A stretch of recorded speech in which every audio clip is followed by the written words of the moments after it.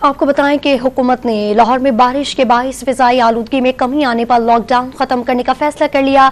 मार्केटें और shopping malls खुल गए हैं। नुमाइंदा डॉन न्यूज़ अदनान शेख इस वक्त हॉल रोड के इलेक्ट्रॉनिक मार्केट में मौजूद है। इनसे मजीद तफसीलात जानते हैं। जी अदनान, आगाह कीजिएगा। आज बिल्कुल शहर लाहौर में बारिश के बाद जो फ़िज़ाई आलूदगी थी उसका मुकम्मल खात्मा हो गया और हुकूमत पंजाब ने फैसला किया गया कि जो स्मार्ट लॉकडाउन लगाया था उसे फिलफौर जो है वो हटा दिया गया। महकमे माहौलियात के साथ में एक मीटिंग हुई, उसके बाद ये फैसला किया गया। और मैं इस वक्त मौजूद हूँ लाहौर की बड़ी मार्केट हाल रोड पे। मेरे साथ एक दुकानदार आइए, इनसे बात करते हैं।